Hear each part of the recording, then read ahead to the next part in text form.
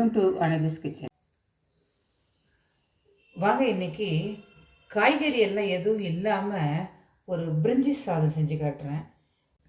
இதுக்கு தேவையான பொருட்கள் பார்த்தீங்கன்னு சொன்னால், வெங்காயத்தை இந்த மாதிரி பெரிய பெரிய சைஸாக ஒரு 4 வெங்காயத்தை கட் பண்ணி வச்சுருக்கேன்.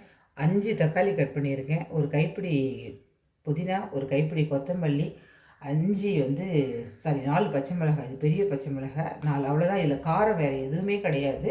மிளகாய் பொடியெல்லாம் போடுறது கிடையாது. கொஞ்சம் இது வெள்ளையாகவே தான் இருக்கும் இந்த பிரிஞ்சி. ஆஸ் யூஷுவல் பட்டை லவங்கம், பிரிஞ்சி இலை, கல்பாசி எல்லாம், இஞ்சி பூண்டு பேஸ்ட்டு, 2 கப்பு அரிசி ஜீரக சம்பா அரிசி ஊற வச்சு வச்சுருக்கேன். சமையலில் கொஞ்சம் எண்ணெய் கூடுதலாக போட்டு தான் பழக்கம் எனக்கு. நீங்கள் உங்களுக்கு தேவைன்னா நீங்கள் ரொம்ப குறைச்சிக்கோங்க. பட்டை லவங்கம், பிரிஞ்சி இலை சேர்த்துட்றேன். முந்திரி ஒரு 4 முந்திரி போட்டிருக்கேன். விருப்பம் இருந்தால் போட்டுக்கோங்க, ஆப்ஷனல் தான். கொத்தமல்லி போட்டுக்கேன்.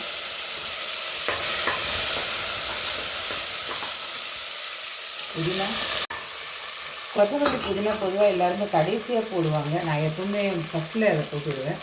மிளகாய் போட்டுடுறேன். வெங்காயம் போட்டுடுறேன். சரியான டேஸ்ட்.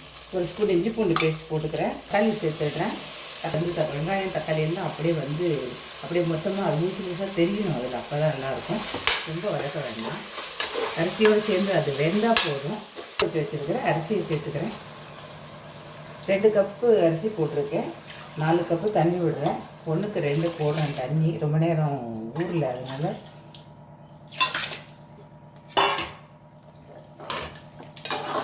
இதில் வேறு எதுவும் கிடையாது. மிளகாய் பொடி, மஞ்சள் பொடி எதுவுமே போட போகிறதில்ல. அவ்வளவுதான். சரியான டேஸ்ட்டில் இருக்குங்க. இது தேவையான உப்பு போட்டுக்கிறேன்.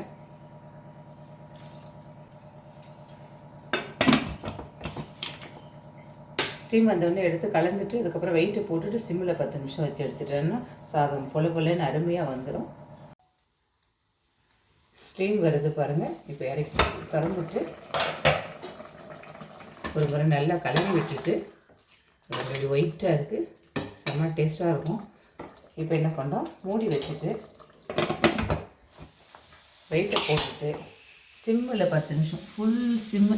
உங்கள் ஸ்டவ் எவ்வளோ சிம்மில் வைக்க முடியுமோ அவ்வளோ சிம்மில் வச்சுட்டு கரெக்டாக 10 மினிட்ஸ் அலாரம் வச்சுட்டு ஆஃப் பண்ணிவிடுங்க.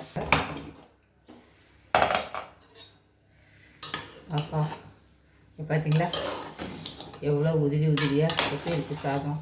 சூப்பராக குருமாவோட சாப்பிட்டு பாருங்கள் வச்சு. செம்ம டேஸ்ட்டாக இருக்கும். ட்ரை பண்ணி பாருங்கள். பிடிச்சதுன்னா லைக் பண்ணுங்கள், ஷேர் பண்ணுங்கள், சப்ஸ்கிரைப் பண்ணுங்கள். உங்களோட வேல்யூபிள் கமெண்ட்ஸை கொடுங்க. நன்றி, வணக்கம்.